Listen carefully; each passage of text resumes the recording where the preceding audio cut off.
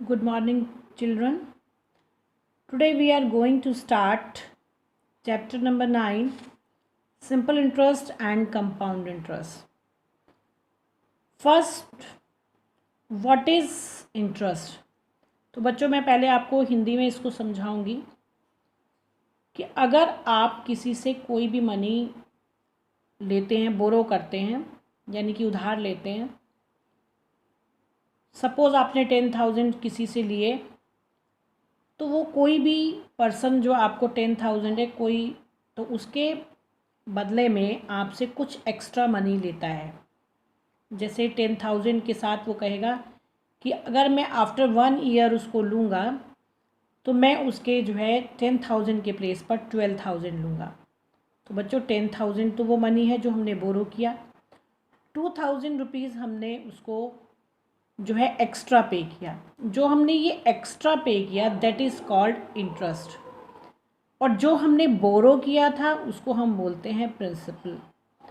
और जो टाइमिंग के लिए हमें लेना होता है, जैसे हमने बोला 2 ईयर्स के लिए, तो दैट इज़ कॉल्ड टाइम। और एक इसमें हमारी जो इम्पॉर्टेंट टर्म होती है वो होती है rate.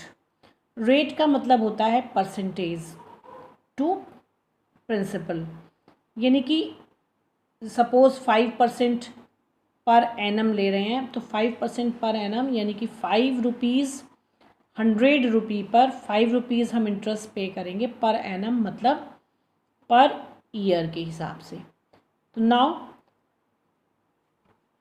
First term is interest. The extra sum of money that is being paid by the borrower along with the principal is called interest. Clear? Extra money जो हम पे करते हैं प्रिंसिपल से अलग, that is called interest. Now what is principal? The money which is borrowed और lent, यानी कि जो मनी हमारी उधार ली जाती है या दी जाती है, that is called principal. Now time, what is time? The time period for which money is borrowed और the time period after which money is to be return, यानी कि किस समय के लिए, कितने समय के लिए उस मनी को बोरो किया जाता है और उसके बाद उसको क्या कर दिया जाता है, रिटर्न किया जाता है, that is called time period. और rate of interest, the percentage of the principal that is to be paid by the borrower as extra sum of money, यानी कि इसका रेट होता है बच्चों, ये डायरेक्ट तो कुछ ही छोटे छोटे अमाउंट्स में बोला जाता है।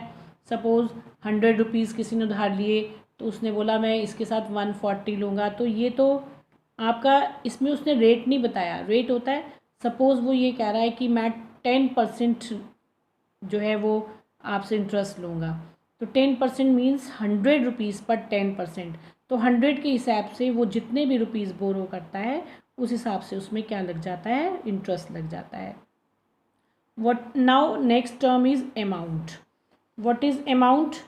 The total money that the borrower pays, that is sum of the principal and the interest. जैसे मैंने अभी बताया कि 10,000 उसने बोरो किया, 2,000 उसने एक्स्ट्रा पे किया, तो प्रिंसिपल प्लस इंटरेस्ट, प्रिंसिपल भी वो पे करेगा, साथ में इंटरेस्ट भी वो पे करेगा, तो it means 12,000 he will be paid. तो उस जो 12,000 है that is called amount. Now interest, symbol of interest is S I. क्या लिखते हैं इसको? S I. एस आई का मीन्स सिंपल इंटरेस्ट। प्रिंसिपल को किससे रिप्रेजेंट करते हैं? Principal represented by P and time represented by T and rate of interest represented by R and amount represented by A.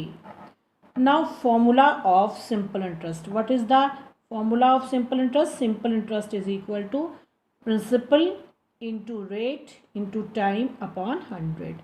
It is the formula of simple interest. How we can find the simple interest? Simple interest is equal to P into R into T upon 100. Here P is equal to principal, R is equal to rate, T is equal to time. Clear everyone? Now how we can find the amount? Amount is equal to principal plus interest. If we add interest in principal, that is called amount. And how we can find the simple interest if amount and principal are given. Simple interest is equal to amount minus principal. R is equal to यानी कि rate is equal to simple interest into 100. Rate is equal to simple interest into 100.